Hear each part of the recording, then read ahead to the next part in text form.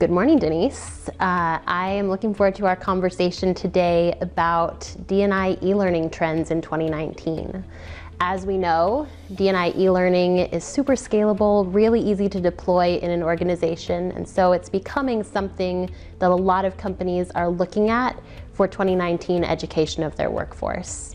And as the thought leader in this area, I really wanted to get your feedback on a few key things about what the next practices are in e-learning in this area. So my first question for you is around assessment. I know you're big on assessment, and I'm curious what role assessment has when we're looking at an e-learning. Does it have a place, and if so, what is that? I'm really glad you brought up this particular topic because like anything in business, we are what we measure, right? So if we're trying to measure the extent of inclusion, we want to make very sure that we have a baseline for that. And now we finally know what the behaviors are that we're looking to impact. So we know that the characteristics, that intersection between inclusion and innovation is what gives us the lift in leadership behavior that leads to actual dramatic business results. So education that starts with assessment, key aspect. And then as far as the content of the training, unconscious bias training has been the best practice for so long. What are your thoughts about unconscious bias training itself? Are there pros and cons? What are the next practices that are coming down the pike as far as the specific content goes? This is a really important question, right? Because for the past 10 years, we've been doing unconscious bias training, awareness training, and it's gotten us nowhere. It hasn't moved the metrics on our ability to increase recruitment, retaining, or advancement of diverse people. It really hasn't reduced unconscious bias as far as we can tell.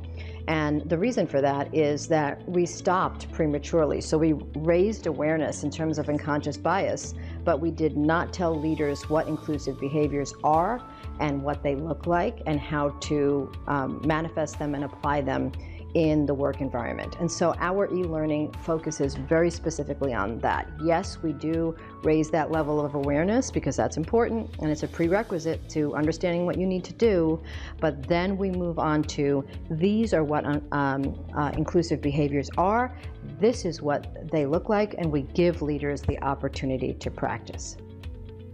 So speaking of inclusive behaviors, are there particular behaviors that you get a bigger ROI on? How do you know when you are exhibiting inclusive behaviors, and how do you measure those? As I said, we're looking for that combination of inclusion and innovation as a means by which to impact business results. And we now know that there are three, we call them the 3 R's of inclusive behaviors. So that starts with being receptive. So the leader has to really be not only accepting of the differences in others, but also curious about the differences in others. That's the first.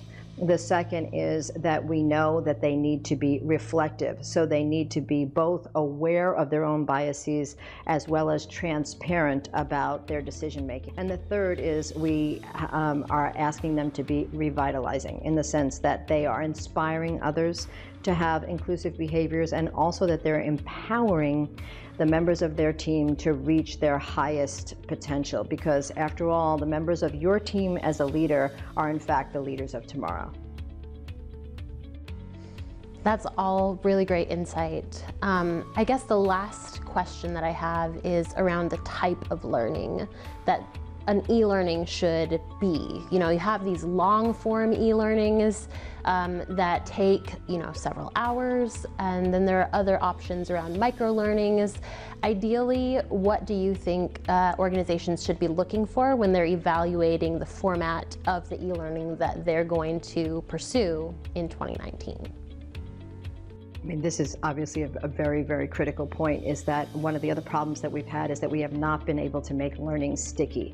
So it's actionable, it's wonderful, it's interesting at the time, but then it fades. And so we are really using a lot of systems in order to reinforce and make this learning sustainable. So if you have an assessment that's measuring the right things, which we do, And then we have e-learning that teaches the right things, which we do.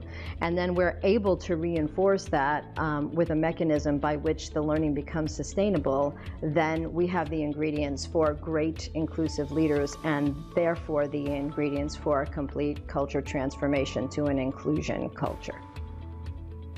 So to recap, when you're evaluating D&I e-learning this year, look for an e-learning that starts with assessment so that you have a baseline upon which to improve.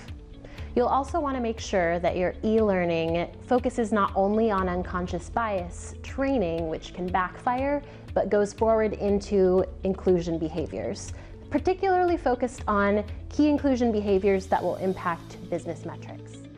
Thanks for joining us. Please reach out to us at any time. Elizabeth does an incredible demo of all of the things that we have discussed, from the assessment to the learning to the app. We're looking forward to some discussion on this, so please feel free to leave your comments, and we're looking forward to engaging more with you on these and other topics very soon.